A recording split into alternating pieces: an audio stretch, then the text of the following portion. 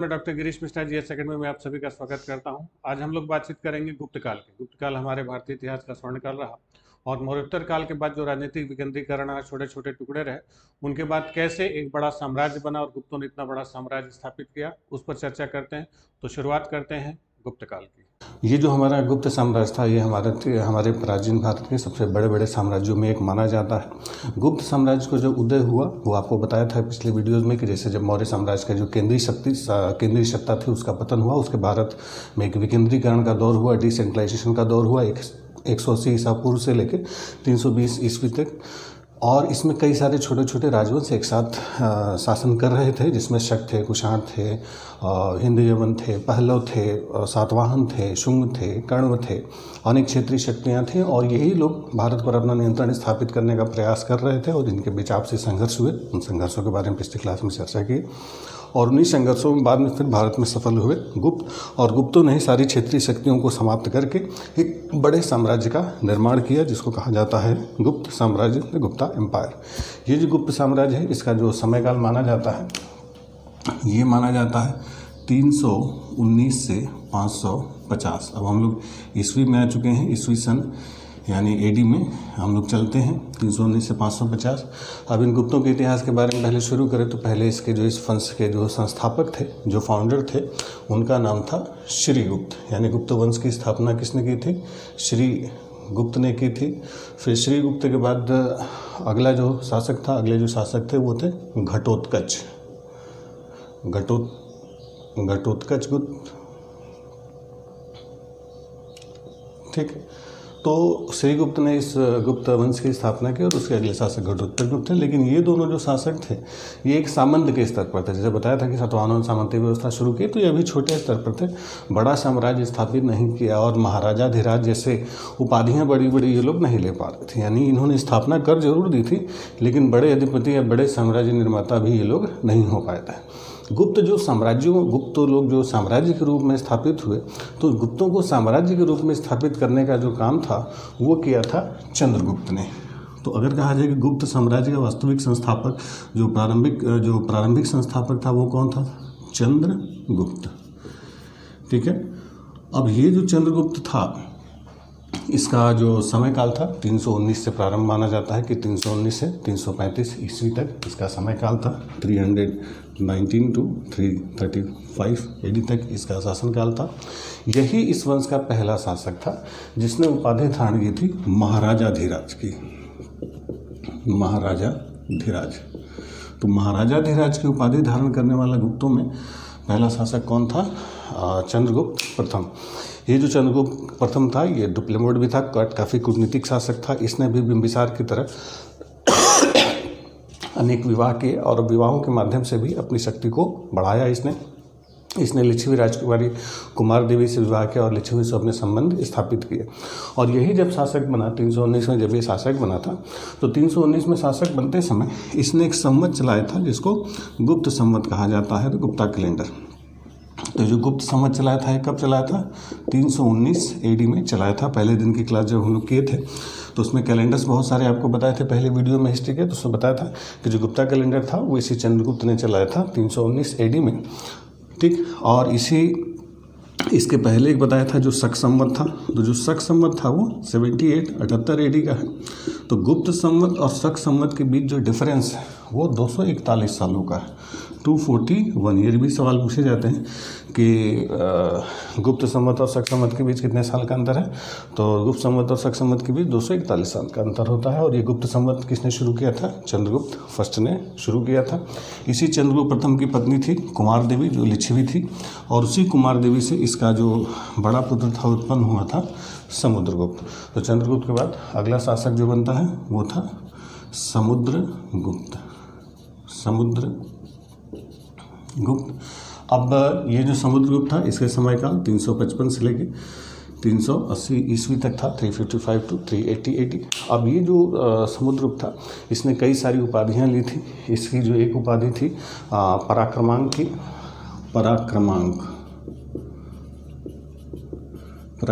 उपाधि लिया था इसने। और ये क्योंकि जो इसकी जो लिच्छवी पत्नी थी कुमार देवी का पुत्र था और कुमार देवी लिच्छवी थी, तो इसने खुद को लिच्छवी दौहित्र भी कहा था, यानी लिच्छवियों की पुत्री का पुत्र।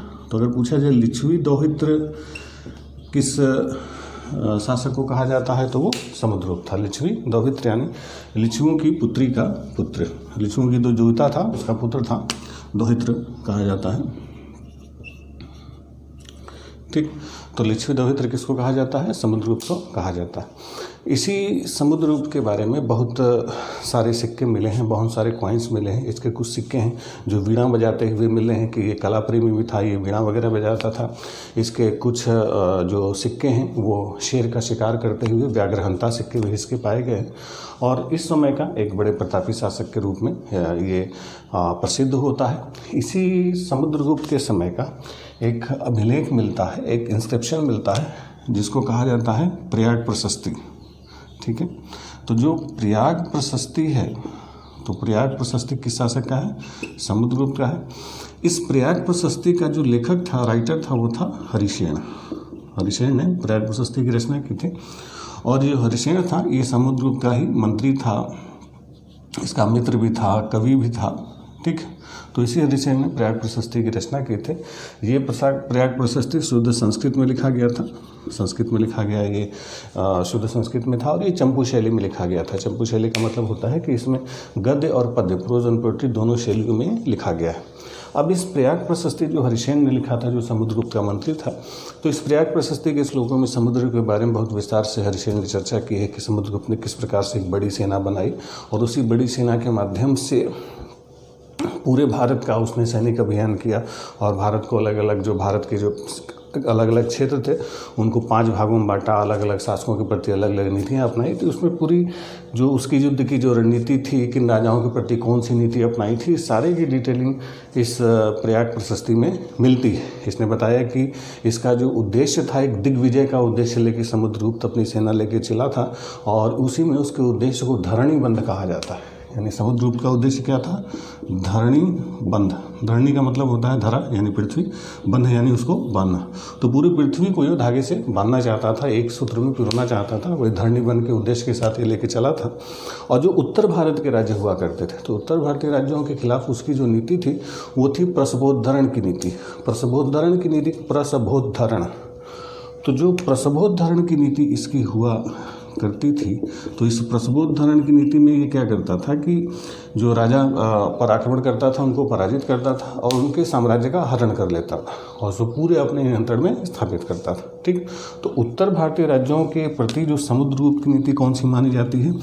प्रसवोद्धरण की नीति मानी जाती है। यानी जो नॉर्थ के जो स्टेट्स थे उसके खिलाफ अभियान करता था, उनको अपने क्षेत्र में शामिल कर लेता था। और जो दक्षिण भारत के राज्य होते थे, साउथ इंडियन स्टेट्स होते थे, तो दक्षिण भारत के राज्यों के लिए इसकी ग्रहण मोक्षानुग्रहण की नीति थी। ग्रहण मोक्षानुग्रहण, ग्रहण मोक्षानुग्रहण का मतलब था कि वो क्या करता था कि पहले उन पर कब्जा करता था, उस पर आक्रमण करता था, उसको पराजित करता था और उससे कुछ कर लेके और धन धान्य लेके उसको मोक्ष प्रदान यानी छोड़ देता था। तो ग्रहण मोक्षानुग्रहण की नीति है किन राज्यों के प्रति उसने अपनाई थी? वो दक्षिण भारतीय राज्यों के प्रति अपनाई थी। किसने? समुद्रगुप्त ने। और उत्तर भारतीय राज्यों को पूरी तरीके से शामिल कर लेता था, जिसको प्रसवोद्धरण की नीति मानी जाती है। और यही धरणी बंध यानी पूरी पृथ्वी को ये बांधना चाहता था। ठीक, तो ये सारा उल्लेख कहाँ पर मिलता है? इस समुद्रगुप्त के प्रयाग प्रशस्ति से। इसकी इसी उपलब्धियों को देखते हुए उस समय एक सीमित संसाधनों के बीच इतना बड़ा सैनिक अभियान चलाना, तो उस समय एक यूरोपीय विद्वान थे विसेंट स्मिथ। तो विसेंट स्मिथ ने इसको, ये जो समुद्रगुप्त थे, समुद्रगुप्त की तुलना भारतीय नेपोलियन, यूरोप के नेपोलियन से की, इसलिए इसको कहा जाता है इंडियन नेपोलियन। तो अगर पूछा जाए कि इंडियन नेपोलियन की संज्ञा किसको दी गई है, यानी किस राजा को भारत का नेपोलियन कहा जाता है, तो राजा कौन थे? समुद्रगुप्त। और किसने समुद्रगुप्त की तुलना भारत के नेपोलियन से की है? तो डब्ल्यू स्मिथ यानी विसेंट स्मिथ ने समुद्रगुप्त की तुलना भारत के नेपोलियन से की है। ठीक, अब ये जो समुद्रगुप्त था, इसके बाद फिर इसका पुत्र बना राजा जिसका नाम था चंद्रगुप्त। अब यहाँ पर चंद्रगुप्त फिर से आ जाता है। ठीक, तो अगला शासक किसी का पुत्र था? चंद्रगुप्त। अब ये जो चंद्रगुप्त था ये इस वंश का सबसे प्रतापी शासक था। चंद्रगुप्त जो था ये गुप्त वंश का सबसे प्रतापी शासक माना जाता है। इसका समय काल 380 से लेके 412 ईस्वी तक था। अब ये जो चंद्रगुप्त था इसने जो उपाधि धारण की थी, जो टाइटल उपाधि जो उपाधि धारण की थी वो थी विक्रमादित्य की उपाधि। विक्रमादित्य की उपाधि। अगर आपसे पूछा जाए कि शासक ने विक्रमादित्य की उपाधि धारण की थी तो चंद्रगुप्त ने। ध्यान रखेंगे हमारे इतिहास में चंद्रगुप्त नाम के जो प्रसिद्ध शासक थे 3 थे। एक हम लोग मौर्य में पढ़ते हैं चंद्रगुप्त मौर्य, और यहाँ पर एक समुद्रगुप्त के पिता थे चंद्रगुप्त, तो इसीलिए इनको चंद्रगुप्त प्रथम कहा जाता है, फर्स्ट। और जो विक्रमादित्य की उपाधि धारण दिए थे जिसको हम लोग चंद्रगुप्त विक्रमादित्य कहते हैं वो द्वितीय वाले थे, तो ये चंद्रगुप्त विक्रमादित्य कहे जाते हैं। तो अगर कहीं लिखा हो सीधे चंद्रगुप्त विक्रमादित्य यानी गुप्त वंश के ये तीसरे शासक की बात हो रही है, और वही अगर केवल चंद्रगुप्त लिखा हो तो चंद्रगुप्त यानी प्रथम वाले की बात हो रही है, और लिखा हो चंद्रगुप्त मौर्य यानी वो अशोक के दादाजी थे जो मौर्यों में हम लोग देखते हैं। ठीक, तो 3 थे, एक समुद्रगुप्त के पिता थे चंद्रगुप्त प्रथम, और जो चंद्रगुप्त द्वितीय थे वो समुद्रगुप्त के ही पुत्र थे, और इन्होंने क्या उपाधि धारण की थी, विक्रमादित्य की उपाधि धारण की थी। अब ये जो चंद्रगुप्त विक्रमादित्य थे ये अपने वंश के सबसे प्रतापी शासक माने जाते हैं। हालांकि इतिहास में इन दोनों के बीच में एक और शासक का नाम मिलता है जिसको कहा जाता है रामगुप्त। ठीक है, हालांकि रामगुप्त की ऐतिहासिकता पर संदेह है। बहुत सारे इतिहासकार रामगुप्त को ऐतिहासिक शासक नहीं माने जाते। एक्चुअली एक बात में एक लेखक थे विशाख, तो विशाखादित्य ने एक रचना की थी देवी चंद्रगुप्तम। तो इस देवी चंद्रगुप्तम एक्चुअली नाटक है, ये प्ले के ड्रामा के रूप में लिखा गया है। तो इस देवी चंद्रगुप्तम में बताया गया है कि समुद्रगुप्त के बाद रामगुप्त शासक बना था। रामगुप्त का जो संघर्ष था वो उस समय शकों से उसका संघर्ष हुआ, तो शकों से रामगुप्त पराजित हो गया और अपनी पत्नी को शकों को सौंपने को वो तैयार हो गया था। लेकिन उसी का विरोध किया चंद्रगुप्त ने, और चंद्रगुप्त ने जब शकों को जब ये अपनी पत्नी को सौंप रहा था तो उसकी पत्नी की जगह पर ये खुद पहुँच गया था और शक राजा का वध कर दिया, और उसकी पत्नी का हरण अपनी भाभी को अपने विवाह करता है और इसको पद से, रामगुप्त को उसके पद से हटा देता है। तो एक संघर्ष था रामगुप्त का, ये केवल इस नाटक में मिलता है देवी चंद्रगुप्तम में। तो हालांकि इस पर अभी भी रामगुप्त की ऐतिहासिकता पर हमारे इतिहास में एक सवालिया निशान है, क्वेश्चन मार्क है कि रामगुप्त वाकई था या केवल साहित्यों में ही इसका विवरण मिलता है। खैर, उस विवाद में न पड़े। तो हम लोग बात कर रहे थे चंद्रगुप्त विक्रमादित्य की, जो अपने वंश का सबसे प्रतापी शासक था। इसने, ये विष्णु का बहुत बड़ा भक्त था। इसने जो उपाधि धारण की थी, इसकी एक बड़ी उपाधि थी परम भागवत की। तो परम भागवत किस शासक की उपाधि मानी जाती है? ये चंद्रगुप्त विक्रमादित्य की उपाधि मानी जाती है। इसी ने विक्रमांक की उपाधि भी धारण की थी, विक्रमांक। तो विक्रमांक की उपाधि भी किसने धारण की थी? चंद्रगुप्त विक्रमादित्य ने। ठीक, इसी को देवराज भी कहा जाता है, इसकी एक उपाधि देवराज भी थी। ठीक, तो इन उपाधियों से ही लगता है कि अपने वंश का सबसे महान शासक रहा होगा। परम भागवत, विक्रमांक, महाराजाधिराज, इस तरीके के सिक्के थे। इसी ने शकों को पराजित किया था, और शकों के अंतिम राजा रुद्र सिंह तृतीय थे, रुद्र सिंह तृतीय को उसने पराजित करके शकों का साम्राज्य का विलय गुप्त साम्राज्य के अंतर्गत कर दिया। और उसी शकों को पराजित करने के उपलक्ष्य में उसने जो सिक्के चलवाए वो व्याघ्रहंता प्रकार के सिक्के थे, यानी जो सिक्कों पर शेर का वो शिकार करते हुए दिखाया गया है। तो सिक्कों पर जो शेर का शिकार करते हुए दिखाया गया है, इसको व्याघ्रहंता प्रकार के सिक्के हैं, वो उसने इसी शकों को पराजित करने के उपलक्ष्य में ही उन सिक्कों को जारी किया था। इसी चंद्रगुप्त विक्रमादित्य के समय माना जाता है कि एक चीनी यात्री था फाहियान। तो जो फाहियान था, जो चाइनीज ट्रेवलर था, वो इसी चंद्रगुप्त विक्रमादित्य के समय ही भारत की यात्रा करता है। हालांकि फाहियान ने कहीं भी चंद्रगुप्त विक्रमादित्य के बारे में कोई शासक का उल्लेख नहीं किया, लेकिन फिर भी फाहियान का जो आने का काल था और जो चंद्रगुप्त विक्रमादित्य का काल था वो एक ही माना जाता है। तो इसीलिए कहा जाता है कि फाहियान जो था वो चंद्रगुप्त विक्रमादित्य के ही समय में भारत आया था। लेकिन फाहियान ने अपने विवरण में कहीं भी किसी गुप्त शासक का नाम नहीं लिखा। फाहियान अपने विवरण में उस समय के समाज के, उस समय की राजनीति की, उस समय की कानून व्यवस्था की बहुत तारीफ करता है। वो यात्री था, लेकिन उसने उस समय के बारे में काफ़ी कुछ लिखा है, और गुप्तों के इतिहास के जानने के लिए स्रोत के रूप में फाहियान का भी जो लेखनी है उससे गुप्तों के इतिहास के बारे में पता चलता है। यही चंद्रगुप्त विक्रमादित्य पहला शासक था जिसने चांदी के सिक्के जारी किए। तो जो चांदी के सिक्के थे यानी सिल्वर कॉइन्स थे, तो सिल्वर कॉइन्स इशू करने वाला पहला शासक कौन था? चंद्रगुप्त विक्रमादित्य, जिसने चांदी के सिक्के जारी किए। इसी के समय एक दिल्ली में एक स्थान है मेहरौली से एक बड़ा सा लोहे का खंभा मिला है, आयरन पिलर मिला है, मेहरौली का लौह स्तंभ।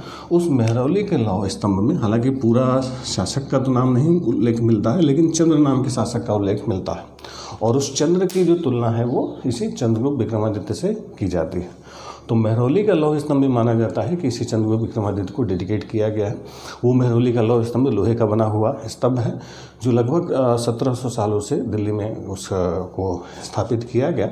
अब लोहे से बना हुआ स्तंभ खुले आकाश के नीचे आंधी तूफान, बारिश, बिजली, धूल, धूप सब कुछ झेलता हुआ वो स्तंभ खड़ा है, और आज तक उसमें जंग नहीं लगी। ये उस काल की मेटलर्जी और तकनीकी जो क्षमता थी उसके बारे में सबसे बड़ा परिचायक है। क्योंकि आज हम देखिए कितने भी अच्छी क्वालिटी का लोहा ले लें, 2-4 साल बाद उसमें जंग लगने लगती, कितना भी डेंटिंग पेंटिंग करेंगे 5-10 साल में वो खराब हो जाता है। जबकि मेहरौली का लौह स्तंभ 1700 सालों से खुले आकाश के नीचे आंधी तूफान, धूल, धूप, बारिश सब कुछ झेलता हुआ खड़ा, और अब तक उसमें जंग नहीं लगी हुई।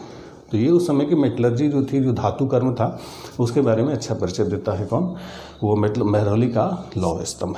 ठीक, इसी चंद्रगुप्त विक्रमादित्य ने एक और परंपरा शुरू की थी कि इसने क्या किया था कि अपने दरबार में अलग अलग क्षेत्रों के अलग अलग विद्वानों को जगह दी थी अपने दरबार की शोभा बढ़ाने के लिए, जिसको कहा जाता है नवरत्न।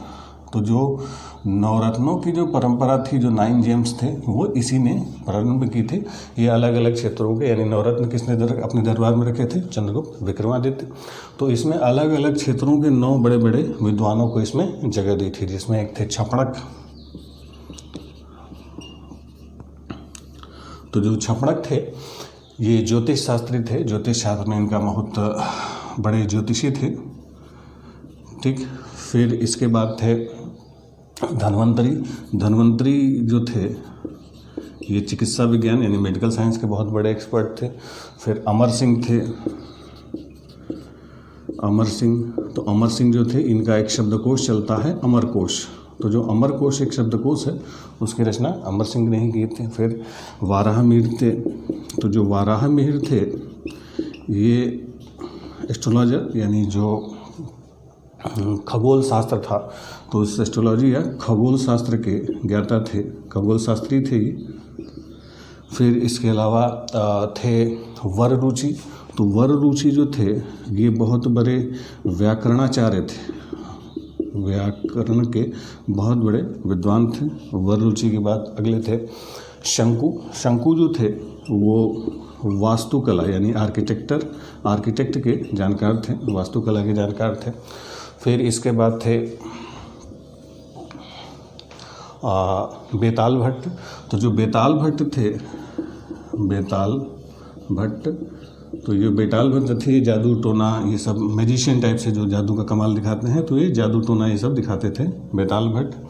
उसके अलावा थे घटकरपर। ठीक, तो घटकरपर भी एक बड़े विद्वान थे। और सबसे लास्ट में हम लोग देखते हैं कालिदास। तो ध्यान रखेंगे जो कालिदास थे वो किनके दरबार में रहा करते थे? चंद्रगुप्त विक्रमादित्य में।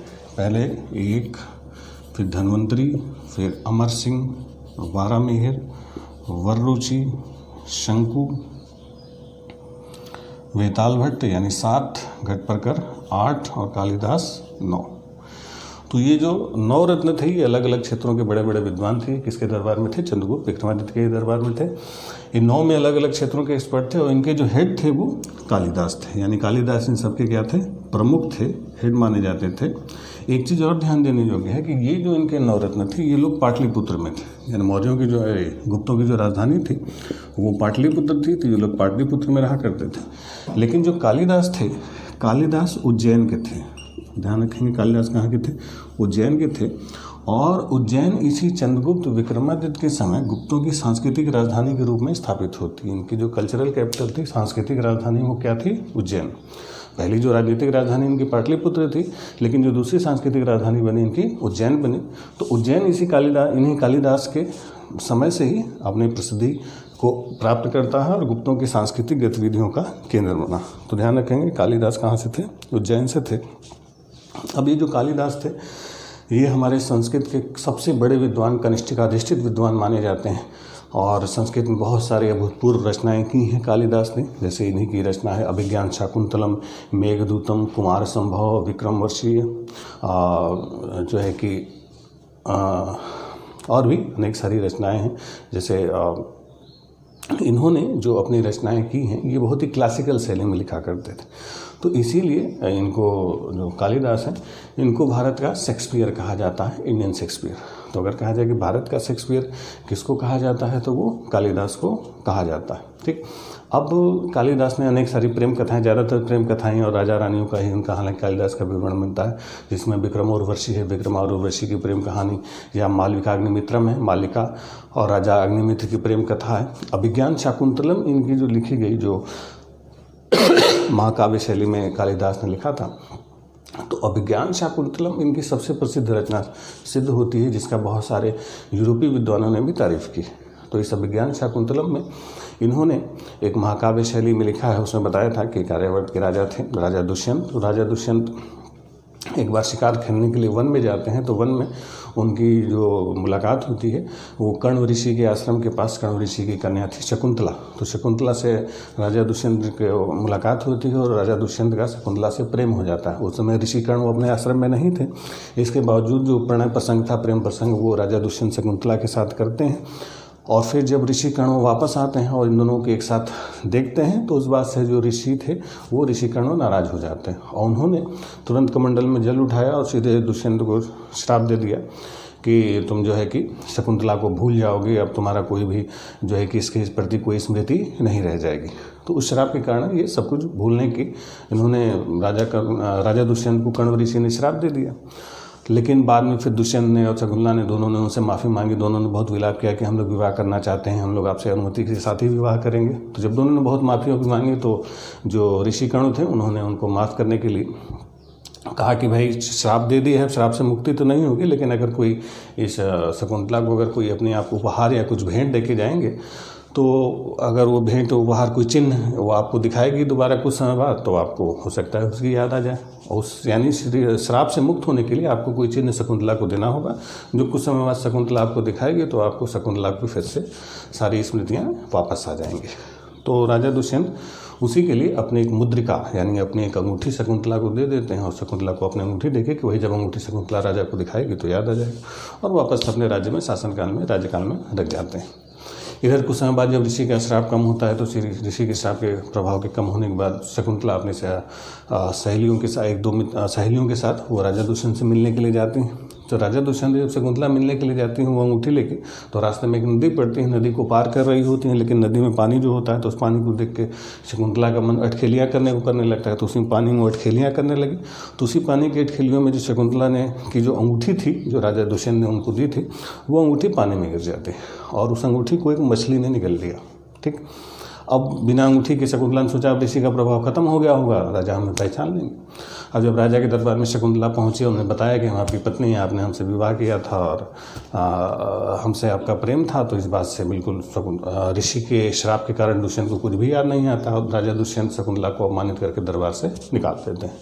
तो इस बात से शकुंतला बहुत व्यथित होती है और दुखी होकर वापस अपने पिता के आश्रम में आती है और फिर से अपना जीवन बहुत दुख में व्यतीत करने लगती है।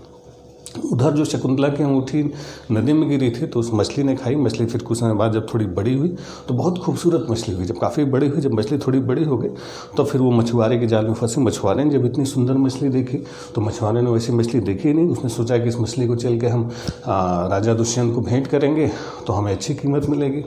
तो इतनी सुंदर मछली थी, उस सुंदरता को देख के उसने उस मछली को राजा दुष्यंत को भेंट करने का जो है कि प्रयास किया उस मछुआरे ने और राजा दुष्यंत के सामने वो मछली प्रस्तुत की कि राजा दुष्यंत उस मछली को देख के प्रसन्न हो जाते हैं और उस मछुआरे को अच्छी कीमत दे देते हैं। और फिर जब राजा दुष्यंत उस मछली को खाने के लिए उसका पेट फाड़ते हैं तो उसमें से वो मुद्रिका, वो अंगूठी निकलती है जो उन्होंने शकुंतला को दी थी। और उस अंगूठी को देखते ही राजा दुष्यंत को सारी कहानी शकुंतला वाली याद आ जाती है। वो बहुत व्यथित होते हैं। फिर वो वापस भागे जाते हैं कण्व ऋषि के आश्रम की तरफ।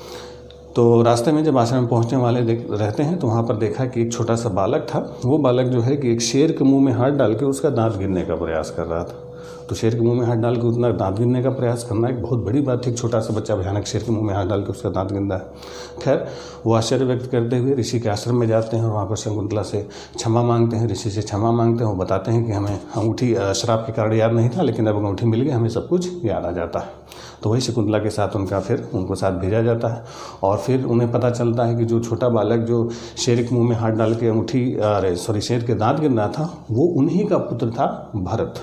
तो जो दुष्यंत और शकुंतला के पुत्र थे वही भरत थे, जो शेर के मुंह में हाथ डाल के उनका दांत गिन रहे थे। तो भरत भी आगे चल के बहुत प्रसिद्ध राजा हुए। तो ये जो कथा है बिल्कुल इसी तरीके से ट्विस्ट एंड टर्न्स के साथ कालिदास अपनी रचनाएं किया करते थे। तो इसीलिए कालिदास को क्या कहा जाता है, भारत का शेक्सपियर, इंडियन शेक्सपियर। चलिए खैर, तो ये थे नवरत्न। अब इसके बाद जो चंद्रगुप्त विक्रमादित्य था, तो चंद्रगुप्त विक्रमादित्य की मृत्यु के बाद फिर जो अगला शासक बना वो इसी का पुत्र बना, ठीक। यानी चंद्रगुप्त विक्रमादित्य के बाद अगला जो शासक राजा बना उसका नाम था कुमारगुप्त। तो जो कुमारगुप्त शासक बना, कुमारगुप्त इसी का पुत्र था। कुमारगुप्त की जो उपाधि थी, कुमारगुप्त की जो टाइटल थी वो थी महेंद्रादित्य। महेंद्रादित्य, तो महेंद्रादित्य किसकी उपाधि थी, कुमारगुप्त की। ये जो कुमारगुप्त था इसी के सबसे ज़्यादा अभिलेख मिलते हैं। अगर कहा जाए गुप्त शासकों में सबसे ज़्यादा अभिलेख किसके मिलते हैं, तो कुमारगुप्त के। तो जो कुमारगुप्त के कुल 18 अभिलेख मिलते हैं, 18 इंस्क्रिप्शंस, और सिक्के भी सबसे भारी मात्रा में मिलते हैं। तो सिक्के हो चाहे अभिलेख हो, उनमें सबसे रिच जो था वो कुमारगुप्त ही थे। इनके सबसे ज़्यादा अभिलेख मिलते हैं, जिसमें विचलड़ अभिलेख है। विचलड़ अभिलेख जो इसलिए प्रमुख माना जाता है कि उस विचलड़ अभिलेख में, ठीक, इंस्क्रिप्शन में पूरे मौर्यों की जो वंशावली है शुरुआत से लेकर प्रारंभ से लेकर कुमारगुप्त तक, वो सब विचलड़ अभिलेख में पूरे विस्तार से चर्चा की गई, ठीक। इसके अलावा मंदसौर अभिलेख इसका एक प्रमुख अभिलेख माना जाता है। तो ये जो मंदसौर इंस्क्रिप्शन था कुमारगुप्त का, मंदसौर अभिलेख, तो मंदसौर इंस्क्रिप्शन या मंदसौर अभिलेख जो था, इसका लेखक था वत्स भट्टी। वत्स भट्टी, तो वत्स भट्टी ने कौन सा अभिलेख लिखा था, मंदसौर अभिलेख। और वत्स भट्टी किसके समकालीन थे, कुमारगुप्त के समय हुआ करते थे, ठीक। चलिए, इसके अलावा एक बयाना है राजस्थान में। तो बयाना से सिक्कों के एक ढेर सारे सिक्के मिले हैं, 623 मुद्राएं मिली हैं, 623 कॉइन्स। वो जो बयाना निधि, उसको बयाना निधि यानी बयाना का खजाना कहा जाता है, जो बयाना राजस्थान में। तो उस बयाना से, बयाना, इसमें एक मुद्राओं का एक भंडार मिला है, जिसमें 623 कॉइन्स बयाना राजस्थान में 623 सिक्के मिले हैं। तो माना जाता है बयाना निधि जो है, बयाना के भी सिक्के हैं, वो किसके समय के हैं, कुमारगुप्त के ही समय के माने जाते हैं। इसी कुमारगुप्त के जो सबसे मयूर की आकृति वाले जो इसके सिक्के हैं, वो गुप्तों के काल के सबसे कलात्मक सिक्के माने जाते हैं। जो सबसे कलात्मक सिक्के, इसके किस प्रकार के सिक्के थे, मयूर प्रकार के सिक्के थे, जो सबसे कलात्मक माने जाते हैं। इसी के सिक्कों पर अश्वमेध यज्ञ की भी जो अश्वमेध यज्ञ का जो रूप है, तो अश्वमेध यज्ञ के प्रकार के सिक्के भी इस कुमारगुप्त के मिलते हैं, जिससे पता चलता है कि इसने अश्वमेध यज्ञ किए थे, ठीक। इस कुमारगुप्त के समय की सबसे बड़ी जो उपलब्धि है, इसी ने निर्माण करवाया था नालंदा विश्वविद्यालय का, जो बिहार में भी फिर से रिकंस्ट्रक्ट किया जा रहा है। तो जो नालंदा यूनिवर्सिटी है, नालंदा विश्वविद्यालय, इसके फाउंडर कौन माने जाते हैं, वो कुमारगुप्त माने जाते हैं। कुमारगुप्त महेंद्रादित्य, इन्होंने नालंदा विश्वविद्यालय की स्थापना करवाई। आगे यही नालंदा विश्वविद्यालय जो था वो महायान धर्म का ऑक्सफोर्ड बना, Oxford of the Mahayana Buddhism. तो महायान धर्म के जो ऑक्सफोर्ड के रूप में किसकी चर्चा मिलती है, नालंदा विश्वविद्यालय की चर्चा मिलती है, ठीक। चलिए, अब कुमारगुप्त के बाद जो अगला शासक था उसका नाम था स्कंदगुप्त। तो जो स्कंदगुप्त था, इस स्कंदगुप्त जो शासक था, इसकी उपाधि थी शक्रादित्य। शक्रादित्य, तो शक्रादित्य की उपाधि किसकी थी, स्कंदगुप्त की थी। इसने शक्रादित्य की उपाधि धारण की थी। अब इसी स्कंदगुप्त ने जो गुजरात में सौराष्ट्र में एक सुदर्शन झील थी, उस सुदर्शन झील का पुनरुद्धार करवाया, उसको फिर से रिकन्स्ट्रक्ट करवाया। और इसने वहाँ के गवर्नर के पुत्र चक्रपालित को उसने कहा था कि उसका पुनरुद्धार कराया जाए। तो चक्रपालित के माध्यम से इसने सुदर्शन चक्रपालित, वहाँ के गवर्नर का बेटा था, तो उसी चक्रपाली के माध्यम से उसने सुदर्शन झील का पुनर्निर्माण या पुनरुद्धार कराया था। सुदर्शन झील की चर्चा कई सारे अभिलेखों में मिलती है। हाथी गुम्फा अभिलेख में भी बताया था कि सुदर्शन झील की चर्चा मिलती है। ठीक इसी के समय जो गुप्तों में जो सबसे बड़ी घटना होती है, हूणों का आक्रमण शुरू हो जाता है। तो जो हूण जनजातियों का आक्रमण भारत में शुरू होता है, वो किस शासक के समय शुरू होता है? वो स्कंदगुप्त के समय शुरू होता है। हूण जो आक्रमणकारी थे, तो उनमें जो सबसे पहला और सबसे बड़ा जो प्रमुख आक्रमणकारी था वो था तोरमाड़। तो तोरमाड़ था। इसके बाद फिर इसी का बेटा था मेहरकुल। तो ये जो हूण जनजाति थी, तो इन हूणों का मेहरकुल, ठीक है। तो ये जो हूणों का आक्रमण था, जो किसके समय से प्रारंभ हुआ? स्कंदगुप्त के समय से प्रारंभ हुआ था, जिसमें पहला शासक कौन था? तोरमाड़, और उसके बाद फिर मेहरकुल हुए। ठीक, और इन्हीं हूणों ने इतने भयानक तरीके से आक्रमण किया। हालांकि स्कंदगुप्त ने हूणों के आक्रमण से और ये गुप्त साम्राज्य की रक्षा की, और उस पर बहुत ज़्यादा असर नहीं होने दिया, और इसने अपनी पूरी ताकत के साथ हूणों को पराजित किया और हूणों को भारत की सीमा में प्रवेश करने से रोक दिया। लेकिन जब इसकी मृत्यु हुई, स्कंदगुप्त की मृत्यु हुई, तो उसके बाद के शासक उतने प्रभावशाली इन शासकों की तरह नहीं थे, और हूणों का आक्रमण लगातार बढ़ता चला जा रहा था। तो उसी हूणों के लगातार बढ़ते आक्रमण ने और उत्तराधिकारियों की अयोग्यता ने गुप्त साम्राज्य को फिर से तोड़ के छिन्न भिन्न करना शुरू कर दिया। और स्कंदगुप्त के बाद से ही, यानी आफ्टर स्कंदगुप्त के बाद से ही जो गुप्त साम्राज्य है उसका पतन प्रारंभ हो जाता है। इसके बाद क्रमशः कई सारे गुप्त राजा होते हैं, जैसे स्कंदगुप्त के बाद आया पुरुगुप्त, आया फिर कुमारगुप्त, आया फिर बुद्धगुप्त आए। तो लगातार शासक बनते रहे, लेकिन अब ये पतन की स्थिति आ चुकी थी। ठीक, इन्हीं में एक और शासक मिलता है। उसके समय का एक फैक्ट है जो एग्जाम पॉइंट ऑफ व्यू से हम लोग के बड़ा इंपॉर्टेंट होता है। एक बाद के समय में गुप्त शासक थे भानुगुप्त। तो ये जो भानुगुप्त थे, इन भानुगुप्त के समय का एक इंस्क्रिप्शन मिलता है, एरण अभिलेख। एरण, तो जो एरण इस इंस्क्रिप्शन है, एरण अभिलेख है, वो किस शासक का है? भानुगुप्त का। ये 510 ईस्वी 510 AD का मिलता है। इस एरण अभिलेख में भारत में जो सती प्रथा हमारी थी, जो सती प्रैक्टिस थी, तो सती प्रथा का पहला अभिलेखीय साक्ष्य, फर्स्ट आर्कियोलॉजिकल एविडेंस कौन सा है? एरण अभिलेख। यानी एरण में ही सबसे पहले सती का विवरण मिलता है। तो ध्यान रखेंगे, जो अभिलेख हैं, इंस्क्रिप्शंस हैं, तो अभिलेखों में सबसे पहले सती के बारे में एरण में ही बताया गया है। इसी में बताया गया है कि जो गुप्त राजा थे भानुगुप्त, तो भानुगुप्त का हूणों के साथ युद्ध चल रहा था, हूणों ने आक्रमण किया था। तो उसी आक्रमण में भानुगुप्त का जो सेनापति था गोपराज हूणों से वीरतापूर्वक लड़ता हुआ उसकी मृत्यु हो गई।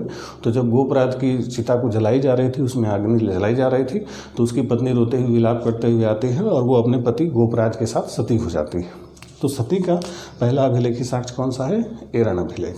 ठीक, साहित्यों में अगर पूछा जाए कि प्राचीन भारतीय साहित्य यानी लिटरेचर में सती का पहला एविडेंस कहाँ से मिलता है, तो सती का जो पहला साक्ष्य जो साहित्यों में हमें मिलता है वो महाभारत में मिलता है। राजा पांडु थे, पांडु की मृत्यु के बाद उसकी पत्नी थी माद्री सती हो जाती है। तो माद्री का सती होना साहित्यों में पहला साहित्यिक साक्ष्य माना जाता है भारत में सती का। और एरण जो था वो अभिलेखों में, इंस्क्रिप्शन में पहला सती का पुरातात्विक साक्ष्य या अभिलेखीय साक्ष्य माना जाता है। और इसके बाद भानुगुप्त के बाद एक दो शासक और हुए, और धीरे धीरे विष्णुगुप्त तक आते आते गुप्त वंश का 550 यानी 550 ईस्वी तक पतन हो जाता है।